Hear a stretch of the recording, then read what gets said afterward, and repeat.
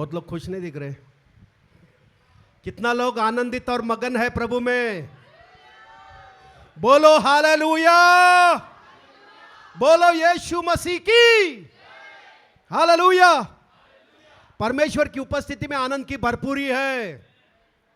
हम परमेश्वर की उपस्थिति में बैठे हैं भाई बहनों, आमीन। और उसकी उपस्थिति में आनंद की भरपूरी है। हालेलुया। हम लोग आदर के बारे में सीख रहे हैं। उसमें से कुछ हम और आगे सीखेंगे। उसमें क्रिस्ती जीवन में आदर बहुत बड़ा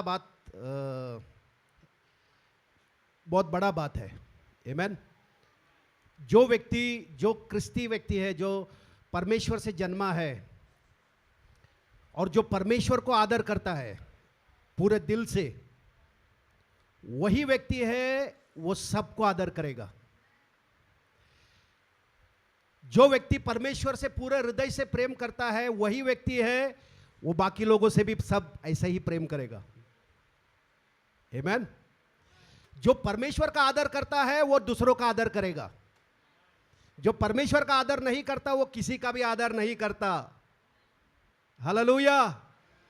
जो परमेश्वर से प्रेम करता है वही दूसरों से प्रेम करता है। जो दूसरों से प्रेम नहीं करता वो परमेश्वर से भी प्रेम नहीं करता।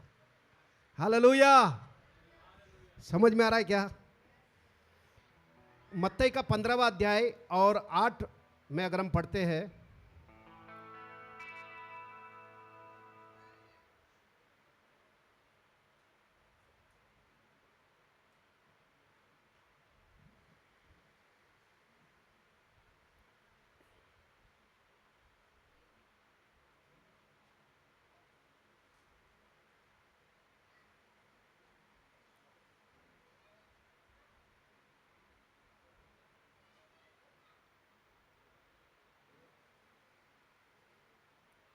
आठ में लिखा है, ये लोग होठों से तो मेरा आदर करते हैं पर उनका मन मुझसे दूर रहता है, और ये व्यर्थ मेरी उपासना करते हैं, और क्योंकि मनुष्य की विधियों को धर्मोपदेशक करके सिखाते हैं। आमीन। वचन बता रहा है, प्रभु कह रहा है कि ये लोग होठों से तो मेरा आदर करते हैं लेकिन उनका मन मुझसे दूर रहता है। ऐसा आदर चाहिए क्या प्रभु को? सिर्फ हम होठों से उसका आदर कर रहे हैं, प्रभु धन्यवाद, प्रभु हालेलुया, है ना, स्तुति कर रहे हैं, सब कुछ कर रहे हैं, लेकिन हमारा हृदय अगर बहुत दूर है परमेश्वर से, तो ऐसा आदर का क्या मतलब है? कुछ मतलब है क्या?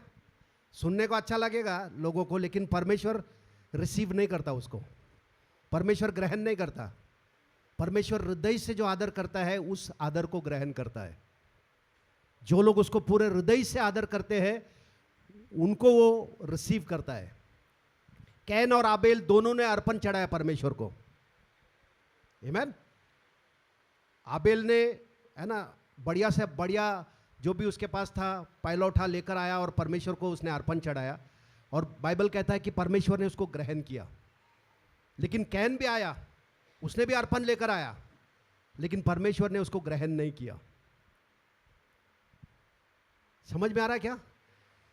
परमेश्वर को अपना होठों से आदर नहीं चाहिए, परमेश्वर को हृदय से आदर चाहिए। अगर हम हृदय से आदर करेंगे हमारा जीवन सचमुच आशीर्वादित होगा।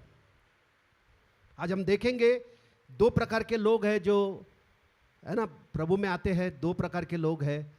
कुछ लोग हैं जो नाम के लिए प्रभु का आदर करते हैं लेकिन उनका हृदय से वो लोग नहीं करते, उनका हृदय कहीं और रहता है।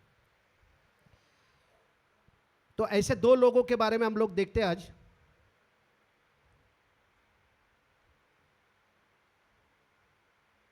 हम लोग आएंगे शमूएल, उसका पहला शमूएल का 8वां अध्याय में आएंगे।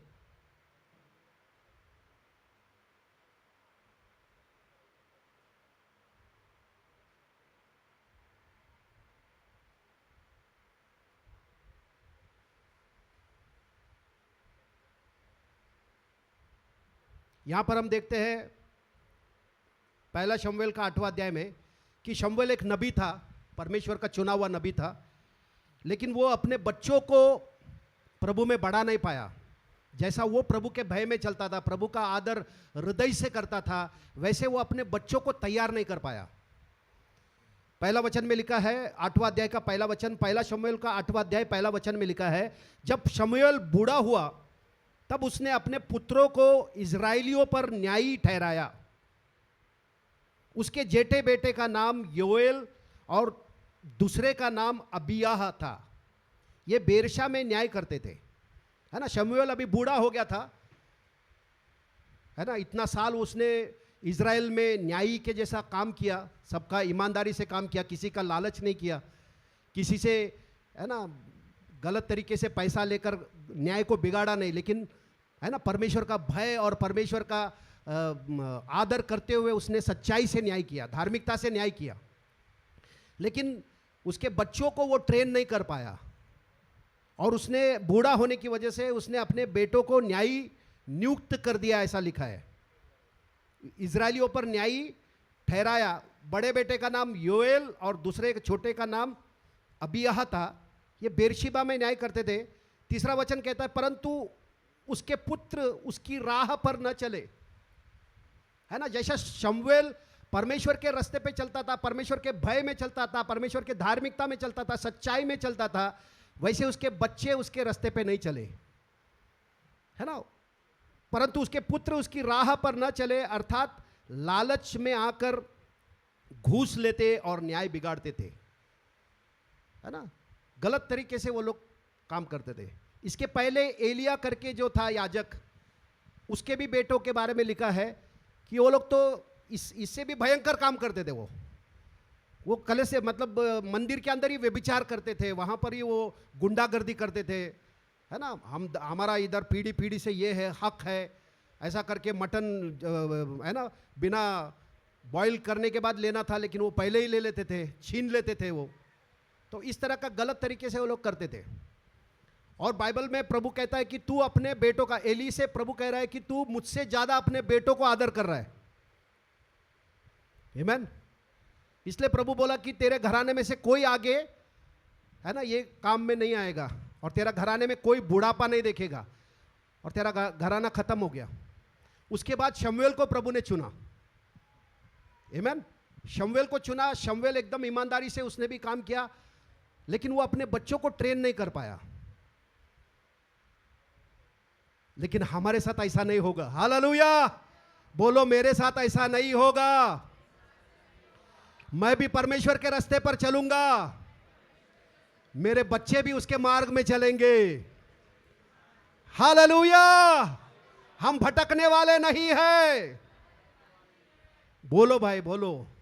जिनका शादी नहीं हुआ है वो भी बोलो, हम भटकने वाले नहीं हैं। जिनका शादी नहीं हो गया वो लोग बोलो, हम भटकने वाले नहीं हैं। मेरे बच्चे भी प्रभु के मार्ग में चलेंगे। अरे जिनका शादी नहीं हो गया वो लोग को बोलने के लिए बोल रहा है। बोलो, मैं और मेरे घराना परमेश्वर के मार्ग में चलेंगे। हालेलुया। सीखने को मिल रहा है अपने को यहां पर। आमीन। समझ में आ रहा है। मतलब शमूएल जो था परमेश्वर के, है ना, प्रेम में चलता था, परमेश्वर के भय में चलता था, ईमानदारी से चलता था, सब कुछ करता था, लेकिन वो बच्चों को ट्रेन नहीं कर पाया। वो कितना बड़ा दुख की बात है। लेकिन ऐसा हम लोग नहीं करेंगे। हालेलुया। हम अपने बच्चों को परमेश्वर का भय सिखाएंगे। परमेश्वर के साथ उसका रिश्ता क्या होता है वो सिखाना है। बच्चों को कथा कहानियां मत सिखाओ, है ना। जीवित परमेश्वर के बारे में बताओ। हालेलुया। उसको बताओ कि तू वहां से आया है, स्वर्ग से तू आया है, पिता ने तुझे भेजा है। हम तो शरीर से माँ बाप है, लेकिन असली पिता तेरा वो है। बच्चों को, है ना, पिता के साथ मिलाओ, पिता के साथ उसको, है ना, उसका रिश्ते में तुम उसको चलाओ, तो बच्चा जब बड़ा होगा गलत रास्ते पे जाएगा नहीं। हालेलुया। आमीन। तो यहां पर हम देखते हैं कि शमूएल जो था बूढ़ा हो गया, और उसकी जगह पे वो अपने बच्चों को न्याय करके, अभी कोई है ही नहीं तो क्या करेगा, तो बच्चों को उसने न्याय करके अपॉइंट कर दिया। लेकिन बच्चे लोग तो गलत काम कर रहे हैं, घूस ले रहे हैं, करप्शन कर रहे हैं। चौथे वचन में लिखा है, तब सब इजरायली वृद्ध लोग इकट्ठे होकर रामा में शमूएल के पास जाकर उससे कहने लगे, सुन, तू तो अब बूढ़ा हो गया है और तेरे पुत्र तेरी राह पर नहीं चलते। अब हम पर न्याय करने के लिए सब जातियों के रीति के अनुसार हमारे लिए एक राजा नियुक्त कर, एक राजा नियुक्त करके दे। परंतु जो बातें उन्होंने कही, हम पर न्याय करने के लिए हमारे ऊपर एक राजा नियुक्त कर दे, यह बात शमूएल को बुरी लगी। क्या बोल रहे हो? तू बूढ़ा हो गया है, तेरे बच्चे बराबर काम नहीं कर रहे, घूस ले रहे, भ्रष्टाचार कर रहे, हमारे ऊपर बाकी है ना, बाकी जे देश जो हमारे चारों बाजू में है उनके पास एक एक राजा है, तो वैसा हमारे लिए एक राजा हमारे लिए नियुक्त कर ताकि वो हमारा न्याय करे। तो ये बात सुनकर शमूएल को दुख लगा, है ना, बुरी लगी उसको। परंतु उसने जो बात उन्होंने कही, हम पर न्याय करने के लिए हमारे ऊपर राजा नियुक्त कर दे, यह बात शमूएल को बुरी लगी। और शमूएल ने यहोवा से प्रार्थना की और यहोवा ने शमूएल से कहा, वे लोग जो कुछ तुझसे कहे उसे मान ले, क्योंकि उन्होंने तुझको नहीं परंतु मुझी को निकम्मा जाना कि मैं उनका राजा न रहूं। परमेश्वर चाहता था कि वही उनका राजा रहे, लेकिन वो लोग बोल रहे नहीं, हमको एक ऐसा राजा चाहिए जो नहीं कि बाकी देशों में जैसा राजा है वैसा हमको राजा चाहिए, हमको एक राजा दे। मतलब उन्होंने परमेश्वर को रिजेक्ट कर दिया और बोला कि हमको बाकी देशों के जैसा राज्य, बाकी देशों में जैसा राजा है वैसा हमको भी एक राजा चाहिए। तो यहां पर शमूएल दुखी हो गया, क्योंकि शमूएल इतने सालों से परमेश्वर का सुन सुन के वो न्याय करता था। अब ये लोग बोल रहे कि हमको परमेश्वर नहीं चाहिए, हमको क्या चाहिए? राजा चाहिए। राजा हमारे ऊपर न्याय करने दो, हमारे बाकी देशों में जैसा राजा है वैसा हमारे ऊपर भी राजा होने दो। राजा हमारे लिए लड़ेगा, हमारे लिए है ना न्याय करेगा, सब कुछ करेगा। फिर प्रभु उनको बताता है कि राजा अगर तुम्हारे लिए नियुक्त किया तो राजा को क्या क्या तुमको करना पड़ेगा। तुम्हारे बच्चों को लेके जाके वो गुलाम बनाएगा, है, तुम्हारे बच्चों से काम करवाएगा, वो तुम्हारी बेटियों को उसके किचन में काम करवाएगा, तुम्हारा खेती से सब ले लेगा। वो लोग बोले तैयार है हम लोग।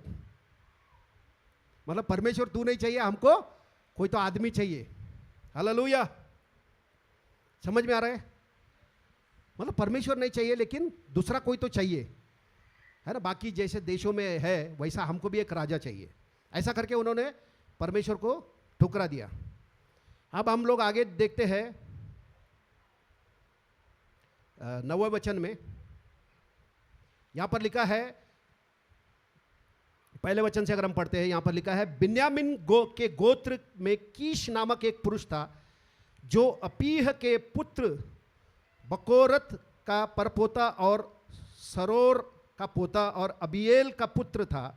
वह एक बिन्यामी पुरुष का पुत्र और बड़ा शक्तिशाली सूरमा था। उसके शाऊल नामक एक जवान पुत्र था जो सुंदर था और इजराइलियों में कोई उससे बढ़कर सुंदर न था।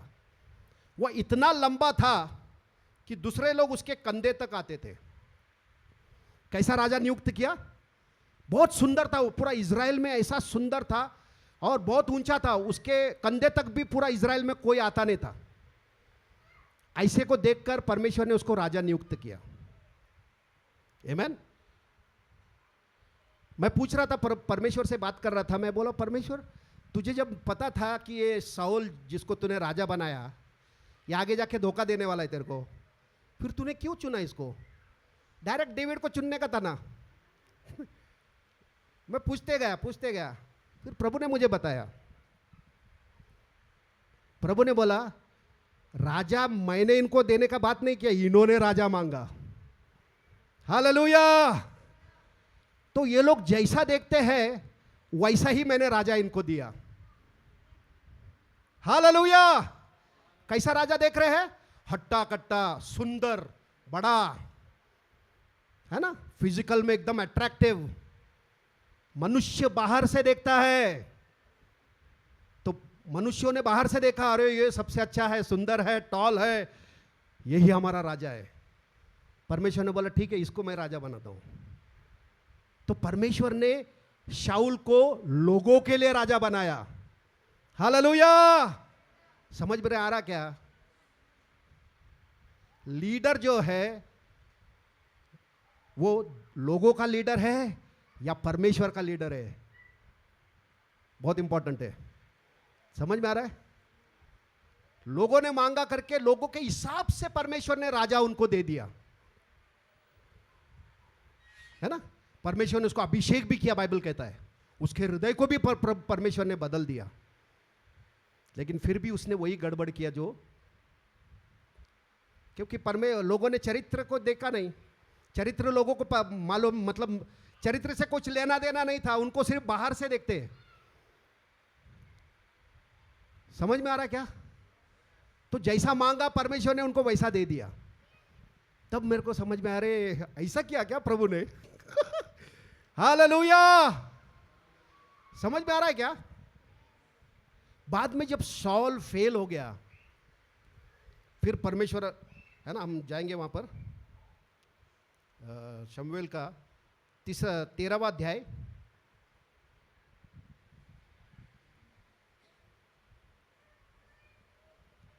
पहले वचन से पढ़ते हैं। शाऊल 30 वर्ष का होकर राज्य करने लगा और उसने इजरायलियों पर 2 वर्ष तक राज्य किया।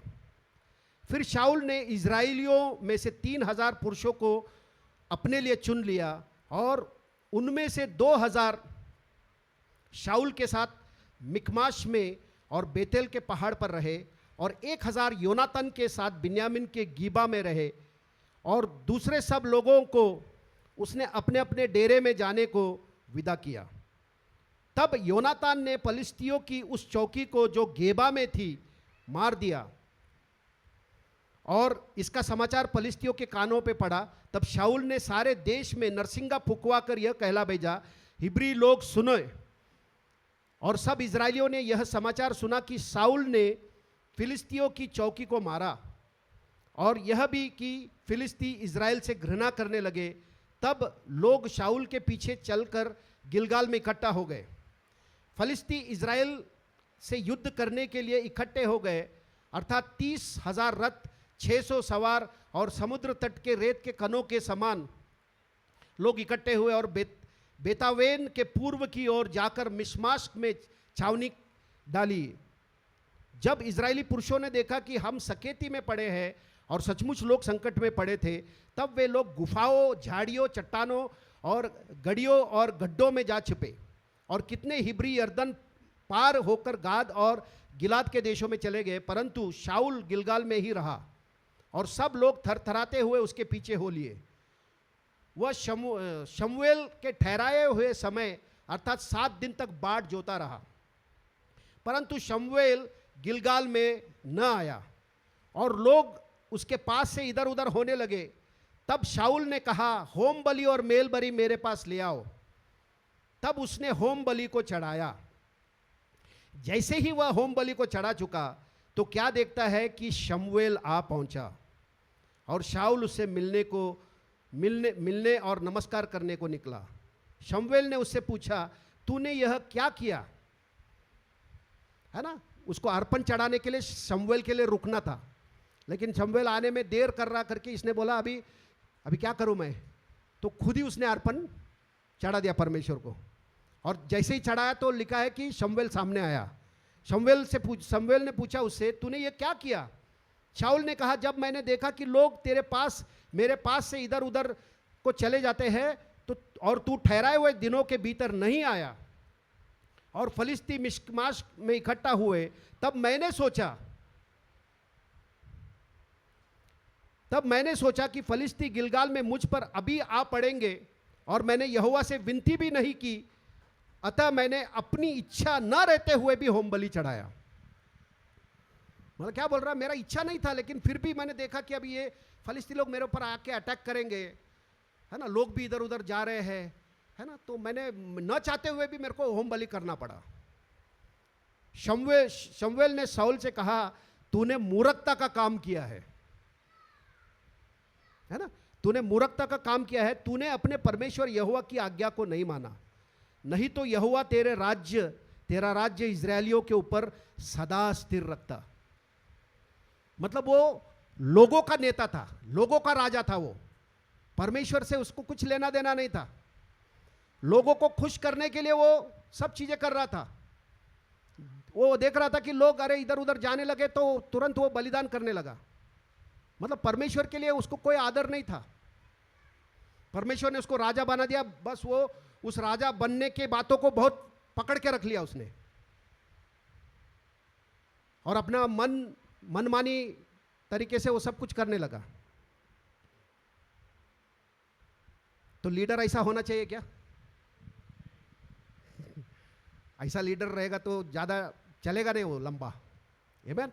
तो प्रभु शमूएल उससे कहता है, तूने मूर्खता का काम किया है, तूने अपने परमेश्वर यहोवा की आज्ञा को नहीं माना, नहीं तो यहोवा तेरे राज्य को इजरायलियों के ऊपर सदा के लिए स्थिर रखता। परंतु अब तेरा राज्य बना न रहेगा। यहोवा ने अपने लिए एक ऐसे पुरुष को ढूंढ लिया है जो उसके मन के अनुसार है, और यहोवा ने उसी को अपनी प्रजा का प्रधान होने को ठहराया है, क्योंकि तूने यहोवा की आज्ञा को नहीं माना। है ना, शाऊल को रिजेक्ट कर दिया प्रभु ने उधर, ये क्योंकि परमेश्वर को आदर नहीं कर रहा है। परमेश्वर की बातें, परमेश्वर का जो आज्ञाएं हैं उसको वैल्यू नहीं दे रहा है। वो लोगों को वैल्यू दे रहा है। लोगों में मेरा इमेज क्या है, लोग मुझे क्या बोलेंगे, अरे लोग, है ना, मेरा इमेज गिर जाएगा लोगों में। वो उसको मेंटेन करने के लिए वो परमेश्वर का भी, है ना, बातों को तुच्छ जानने लगा, है ना, एकदम लाइटली लेने लगा। और परमेश्वर ने उसको बोला कि मैंने अपने लिए राजा ढूंढ लिया। हालेलुया। पहला राजा को परमेश्वर ने इज़राइल के लोगों के हिसाब से चुना। दूसरा जो राजा था दावीद को परमेश्वर ने खुद के लिए चुना। हालेलुया। है ना, प्रभु कह रहा है कि मैंने ऐसे को चुन लिया है मेरे लिए जिसका हृदय मेरे हृदय के पीछे है। हालेलुया। समझ में आ रहा क्या? जब परमेश्वर चुनता है तो वो अपने लिए चुनता है, लेकिन जब लोग मांगते हैं तो लोगों के लिए प्रभु दे देता है। लेकिन जब वो फेल हो गया तो परमेश्वर ने कहा कि मैंने अपने लिए एक ऐसे पुरुष को ढूंढा है जिसका हृदय मेरे हृदय के पास है ना। मैंने अपने लिए एक ऐसे पुरुष को ढूंढ लिया है जो उसके मन के अनुसार है, और यहोवा ने उसी को अपनी प्रजा का प्रधान होने के लिए ठहराया, क्योंकि तूने यहोवा की आज्ञा नहीं माना। मतलब परमेश्वर हमको पोजीशन देता है, लीडर बनाता है। लीडर बनाने के बाद हम लोग कैसा जीवन जीते हैं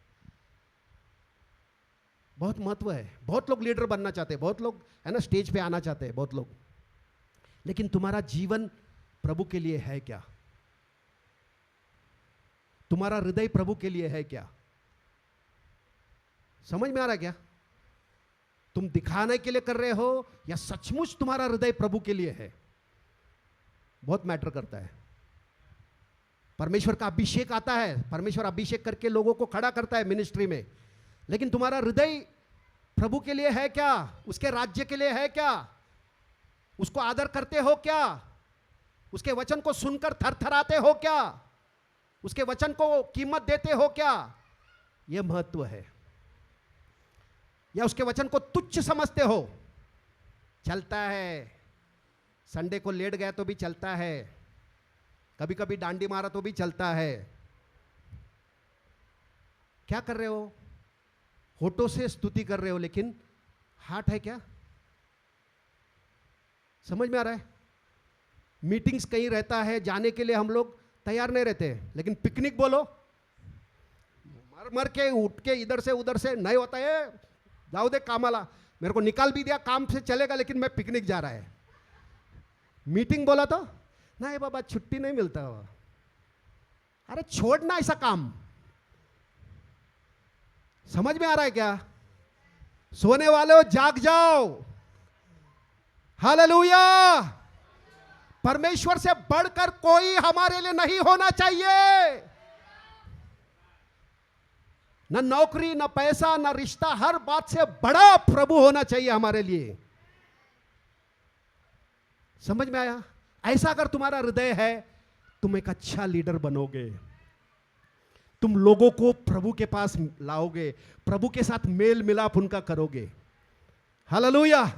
जो भी तुम करोगे पूरा हृदय से, है ना, पैशन से प्रभु के लिए करोगे, बिना कुछ अपेक्षा के, और प्रभु तुमको इतना सब देगा, हालेलुया, तुम्हारे पास रखने के लिए जगह नहीं रहेगा। हालेलुया। ऐसा ही दावीद था। दावीद को अभिषेक किया शमूएल ने राजा बनने के पहले, है ना। वो जब छोटा था, हम जाएंगे वहां पर, शमूएल का 16वां अध्याय मेरे ख्याल से,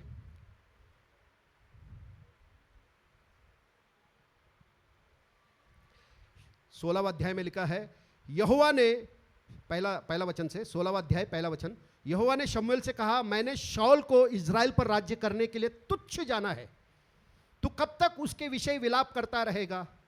अब सींग में तेल भर चल, और मैं तुझको बेतलहम वासी ईशे के पास भेजता हूं, क्योंकि मैंने उसके पुत्रों में से एक को राजा होने के लिए चुना है। शमूएल बोला, मैं कैसे जा सकता हूं? यदि शाऊल सुन लेगा तो मुझे घात करेगा। मतलब शाऊल का, उसको भी डर लग रहा है कि अगर शाऊल ने सुना कि मैं दूसरा राजा अभिषेक करने जा रहा तो मेरे को भी खत्म कर देगा। वो इतना बुराई में चल रहा था वो।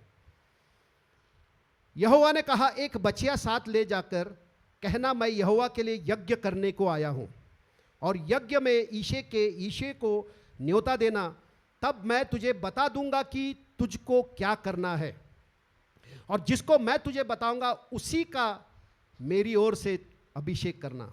तब शमूएल ने यहोवा के कहने के अनुसार किया और बेतलेहम को गया। उस नगर में पुरनियों थरथराते हुए उससे मिलने को गए, है ना। शमूएल जब भी जाता था तो वहाँ के लोग डरते थे, अरे, है ना, शांति से आया है क्या, कैसे आया है, या कुछ परमेश्वर का कोप बताने आया है ना। तो वो लोग थरथराते हुए उससे मिलने को आए और कहने लगे, क्या तुम मित्र भाव से आया है कि नहीं? उसने कहा, हाँ, मित्र भाव से आया हूँ, मतलब मैं शांति में आया हूँ तुम्हारे पास। मैं यहोवा के लिए यज्ञ करने को आया हूँ, तुम अपने अपने को पवित्र करके मेरे साथ यज्ञ में आओ। तब उसने ईशे और उसके पुत्रों को पवित्र करके यज्ञ में आने का न्योता दिया। जब वे आए तब उसने एलियाब पर दृष्टि करके सोचा, निश्चय यह जो यहोवा के सामने है वही उसका अभिषिक्त होगा, है ना। पहला बेटा, ईशे का पहला बेटा एकदम हट्टा कट्टा, शाऊल के जैसा ही था वो भी, हाइट में और एकदम बिल्ड में। तो उसको देखकर शाऊल सोच रहा है, निश्चय यहोवा के सामने वही उसका अभिषिक्त होगा। परंतु यहोवा ने शमूएल से कहा, न तो उसके रूप पर दृष्टि कर, न उसके कद की ऊंचाई पर, क्योंकि मैंने उसे अयोग्य जाना है। क्योंकि यहोवा का देखना मनुष्य का सा नहीं, मनुष्य तो बाहर का रूप देखता है, परंतु यहोवा की दृष्टि मन पर रहती है। हालेलुया, है ना। परमेश्वर जब किसी को सेलेक्ट करता है तो उसके हृदय को देखता है, उसके टैलेंट को नहीं देखता है, उसका अरे कितना वो फिजिकली फिट है, कितना एक्टिव है, कितना टैलेंटेड है, वो नहीं देखता है प्रभु। उसका हृदय ही अगर प्रभु के लिए नहीं है तो बाहर का ये टैलेंट का क्या मतलब है? हालेलुया। तो यहां पर प्रभु ने बोला कि ऐसे बाहर से मत देख, मनुष्य तो देखता है बाहर, है ना। शाऊल को देखा लोगों ने, अरे बहुत बड़ा हट्टा कट्टा है, हैंडसम है, बड़ा है ना, उसके जैसा पूरा इज़राइल में कोई नहीं है ऊंचा, तो लोगों ने उसको सेलेक्ट किया। लोगों के हिसाब से परमेश्वर ने राजा दिया उनको, लेकिन अब परमेश्वर ने राजा अपने लिए नियुक्त किया। परमेश्वर को खुद के लिए राजा चाहिए था, तो उसने ऐसे को चुना, हालेलुया, जिसको लोग तुच्छ समझते थे, है ना। परंतु यहोवा की दृष्टि मन पर रहती है। तब ईशे ने अबीनादाब को बुलाकर शमूएल के सामने भेजा और उससे कहा, यहोवा ने इसको भी नहीं चुना। फिर ईशे ने शमा को सामने भेजा और उसने कहा, यहोवा ने इसको भी नहीं चुना। इस प्रकार ईशे के सब 7 पुत्रों को शमूएल के सामने भेजा और शमूएल ईशे से कहता गया, यहोवा ने इन्हें नहीं चुना।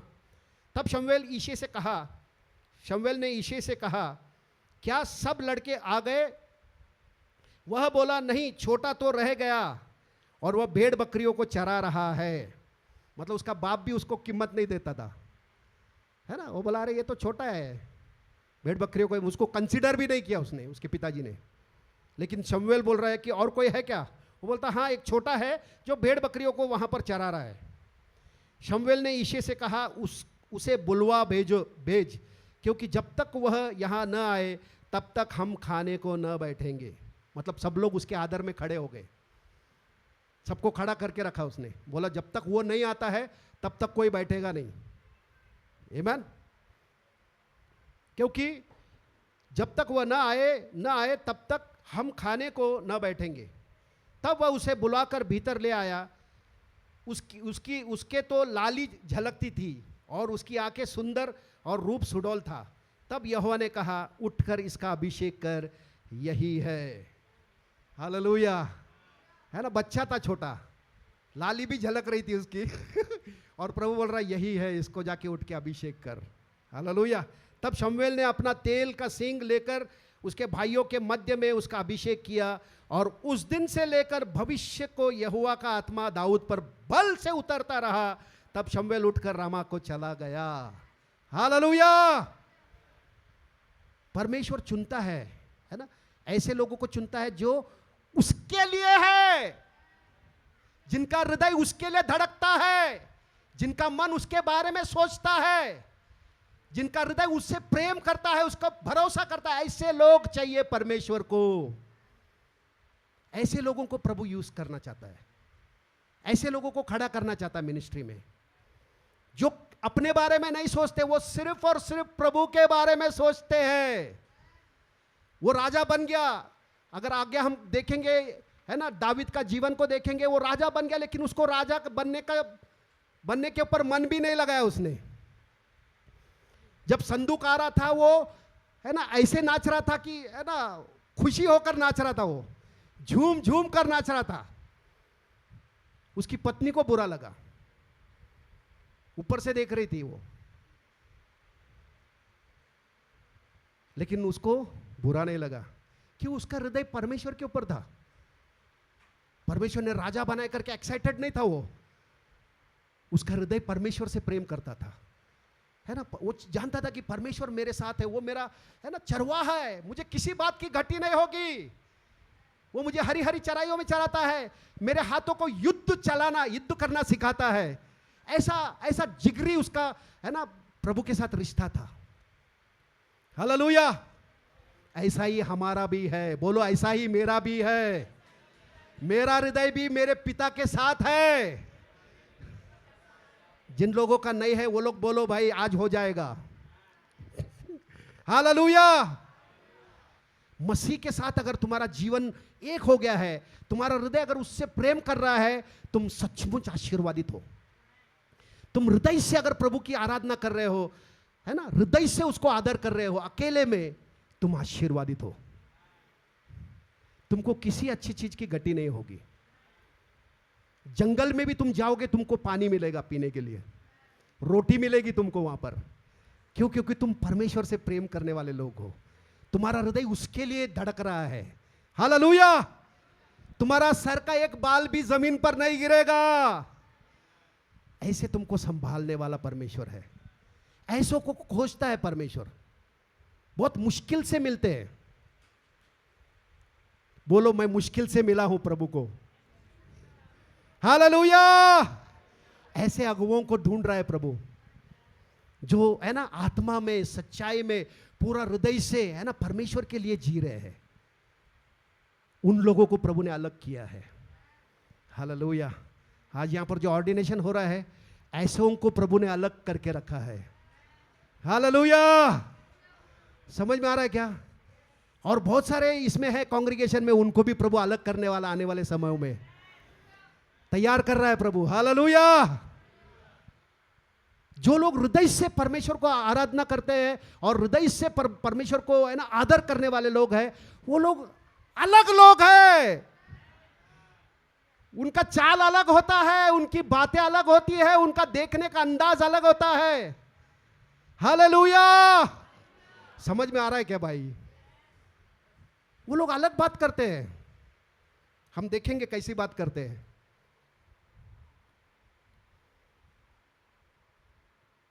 शमूएल का 17वां अध्याय, पहला वचन से पढ़ते हैं। अब पलिस्तियों ने युद्ध के लिए अपनी सेनाओं को इकट्ठा किया और यहूदा देश में सोको में एक साथ होकर सोको और अजेका के बीच एपेसदिमीम में डेरे डाले। शाऊल और इजरायली पुरुषों ने भी इकट्ठे होकर एला नामक तराई में डेरे डाले और युद्ध के लिए पलिस्तियों के विरुद्ध पांति बांधी। पलिस्ती एक और के पहाड़ पर और इजरायली दूसरी ओर के पहाड़ पर खड़े रहे और दोनों के बीच तराई थी। तब पलिस्तियों की छावनी में से गोलायत नाम का एक वीर निकला जो गत नगर का था और उसकी लंबाई 6 हाथ 1 बीता थी और उसका सिर पर पीतल का टोप था और वह एक पत्थर का जिलम पहने हुए था जिसका तौल 5000 शेकेल पीतल का था। उसकी टांगों पर पीतल के कवच थे और उसके कंधों के बीच में भर्ची बंधी थी। उसके भाले की छड़ जुलाहे के डोंगी के समान थी और उसके भाले का फल का 600 शेकेल लोहे का था और बड़ी ढाल लिए हुए एक जन उसके आगे आगे चलता था। वह खड़ा होकर इजरायली पांतियों को ललकार के बोला, है ना, वह खड़ा होकर इजरायली पांतियों को ललकार के बोला, तुमने यहां आकर लड़ाई के लिए क्यों पांति बांधी है? क्या मैं पलिस्ती नहीं हूं और तुम शाऊल के अधीन नहीं हो? अपने में से एक पुरुष चुनो कि वह मेरे पास उतर आए। यदि वह मुझसे लड़कर मुझे मार सके तो हम तुम्हारे अधीन हो जाएंगे, परंतु यदि मैं उस पर प्रबल होकर मारूं तब तुम हमारे अधीन हो जाओगे, होकर हमारी सेवा करनी पड़ेगी। फिर वह फलिस्ती बोला, मैं आज के दिन इजरायली पांतियों को ललकारता हूं, किसी पुरुष को मेरे पास भेजो कि हम एक दूसरे से लड़े। उस फलिस्ती की इन बातों को सुनकर शाऊल और समस्त इजरायलियों का मन कच्चा हो गया और वे अत्यंत डर गए। है ना, फलिस्ती आकर क्या कर रहा है? चैलेंज कर रहा है इजराइल की सेना को, ललकार रहा है क्या हिम्मत? है ना, उसके बारे में वर्णन किया कि इतना स्ट्रांग था, इतना बड़ा था, इतना, है ना, लोहे का ये सब पहना हुआ था, सब कुछ था उसके पास, और वो आकर चैलेंज कर रहा है लोगों को। और लिखा है उस फलिस्ती की इन बातों को सुनकर शाऊल और समस्त इजरायलियों का मन कच्चा हो गया और वे अत्यंत डर गए। समझ में आ रहा है क्या? कितनों को समझ में आ रहा है? हालेलुया। जो लोग सचमुच प्रभु को आदर नहीं करते ना, हल्के में लेते, परिस्थिति के सामने डर जाते, झुक जाते। यहां पर लिखा है शाऊल, अभिषिक्त शाऊल और उसके साथ सारे इजरायली लोग, है ना, उनका मन कैसा हो गया? कच्चा हो गया, डर गए, वो अत्यंत डर गए। समझ में आ रहा है? सिर्फ होठों से प्रभु का स्तुति करने वाला, होठों से उसको, है ना, आदर करने वाला व्यक्ति परिस्थिति के सामने घबरा जाते, बीमारी के सामने घबरा जाते। समझ में आया? लेकिन एक दूसरा था जो परमेश्वर का सचमुच आदर करता था हृदय से, वो आकर कैसे बात कर रहा है देखो।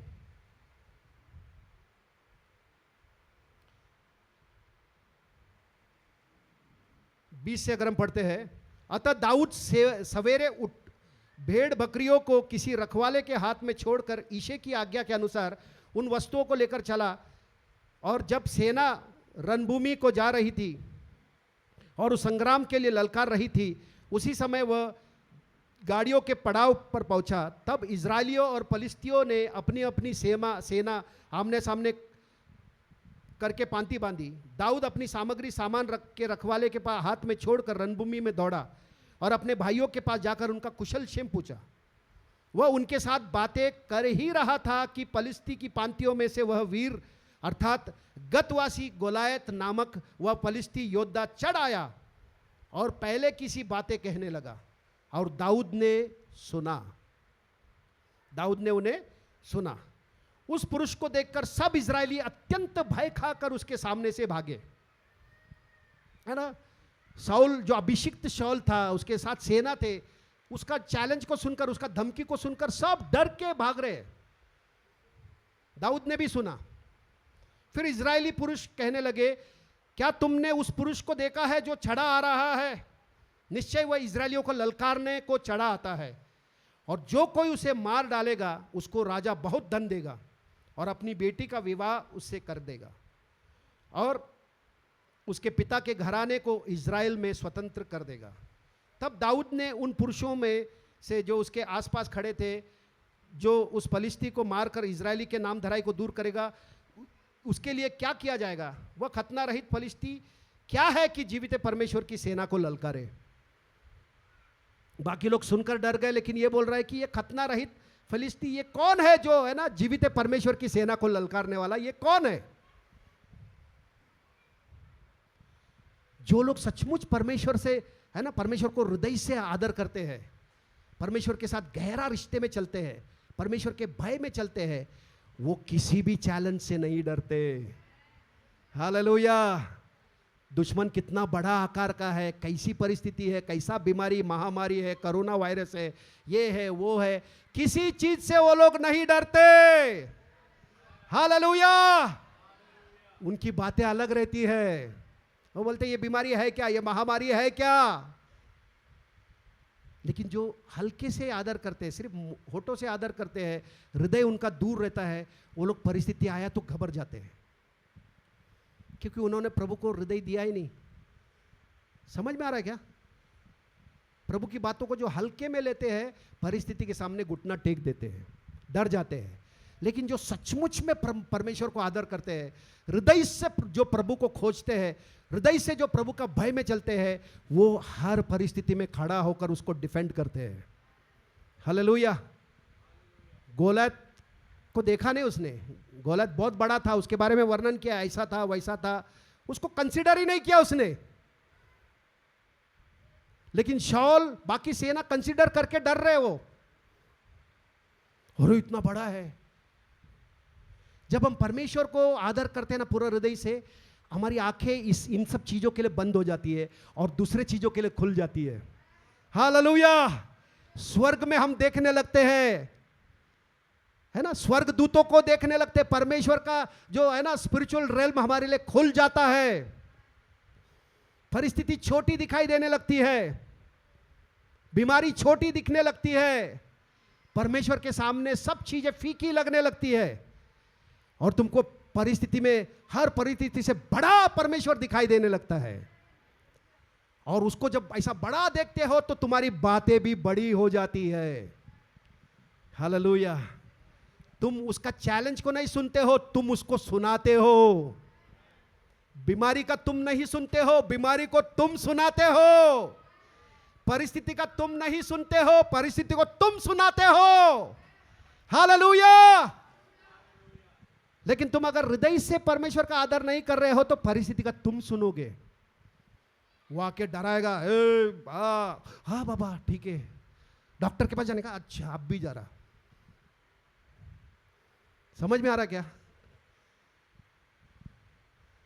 असली लीडर बनना है क्या नहीं? आमीन। प्रभु हमको असली बना रहा है, क्योंकि हमारा परमेश्वर असली है। हालेलुया। मृतकों में से जी उठा है, जिंदा है हमारा परमेश्वर।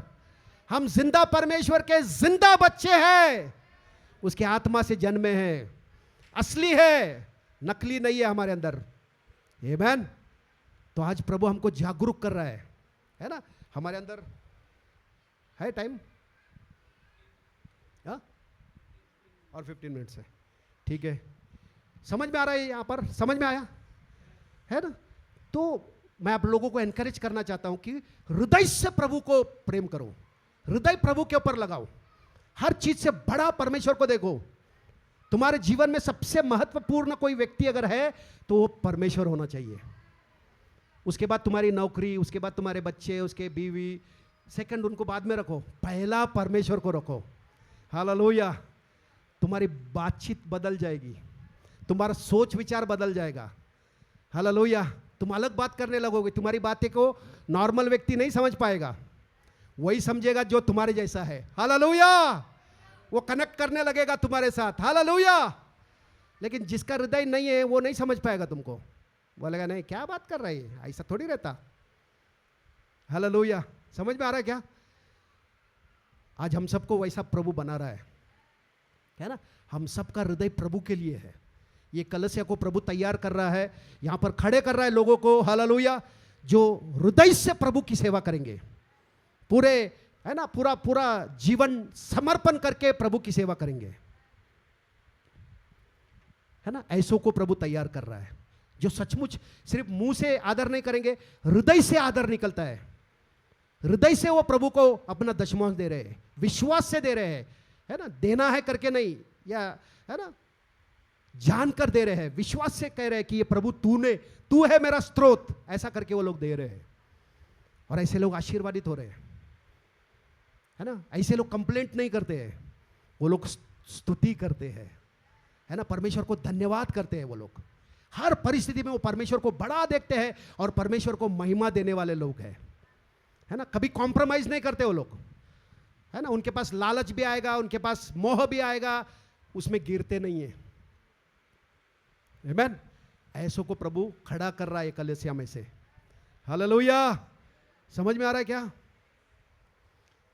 आमीन। एक वचन प्रभु ने मुझे दिया था, हम देखेंगे, दूसरा तिमोथी का दूसरा अध्याय,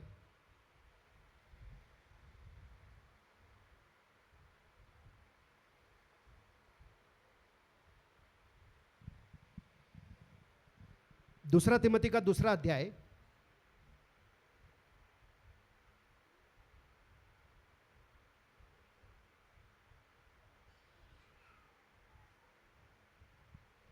चौदह वचन से पढ़ते हैं। इन बातों की सुधि उन्हें दिला। अभी कौन सी बातें ऊपर है वो,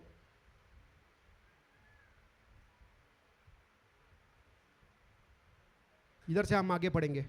इन बातों की सुधि उन्हें दिला और प्रभु के सामने चिता दे कि शब्दों पर तर्क वितर्क न किया करे, जिनसे कुछ लाभ नहीं होता, वरन सुनने वाले बिगड़ जाते हैं।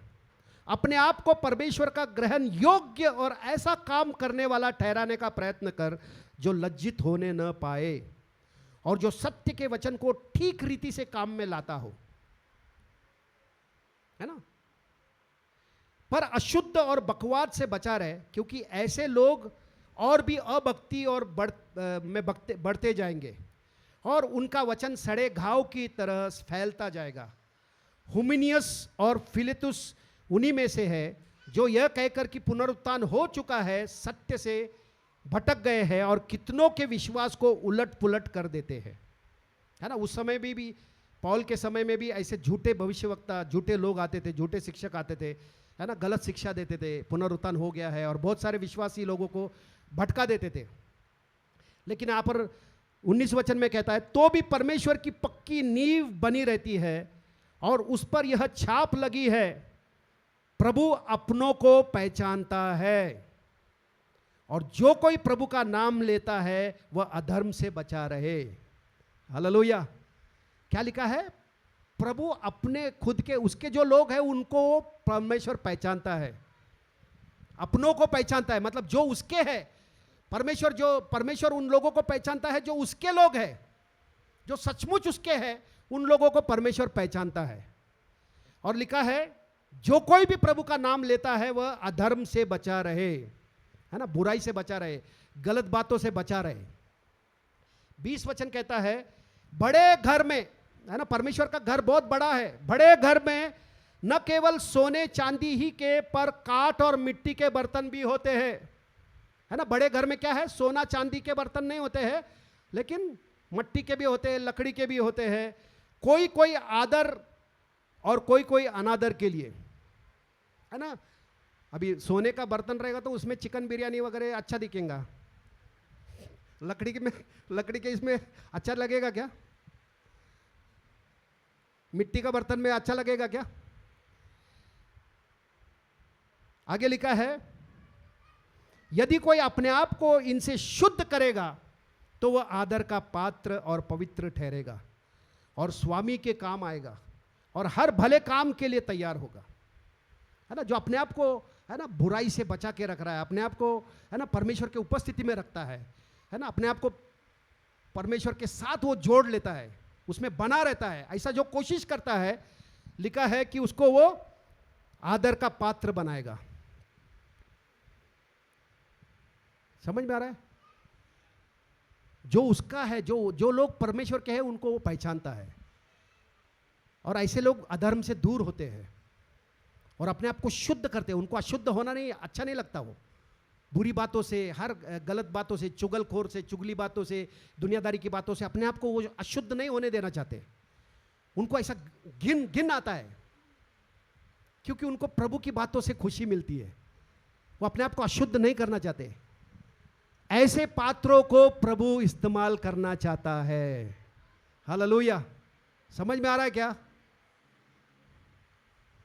समझ में आ रहा है क्या नहीं? हालेलुया, आमीन।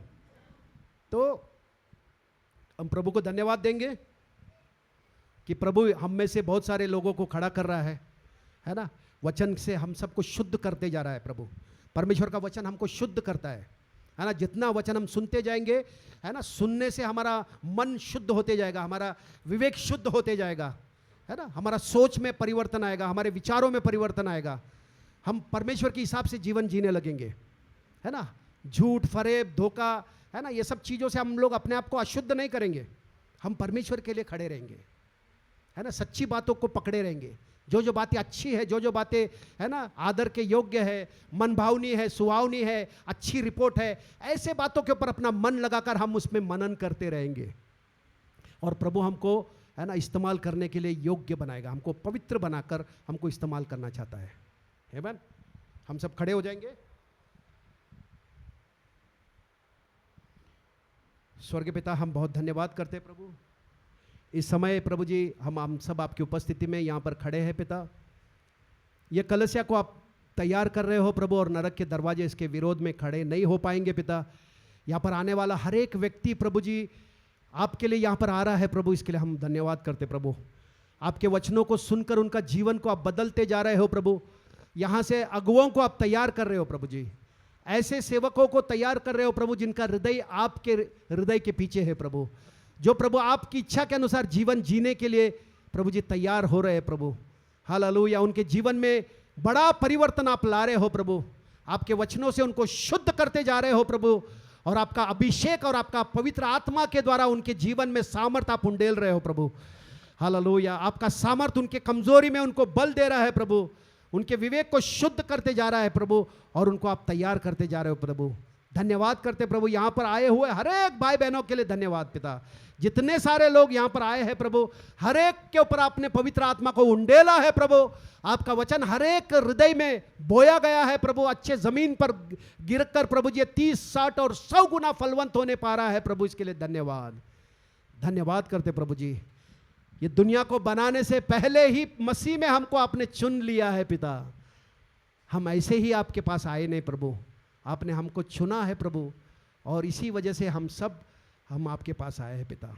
पिता आपने हम सबको यीशु मसीह के पास भेजा है करके हम लोग प्रभु यीशु के पास आए हैं, और हमने विश्वास किया है, और हमने प्रभु जी उद्धार पाया है, अनंत जीवन हमने आप पाया है प्रभु, और वो जीवन हमारे जीव में, शरीर में, आत्मा में बह रहा है प्रभु। इसके लिए धन्यवाद, धन्यवाद करते प्रभु जी। आदर, महिमा, गौरव आप ही को देते पिता।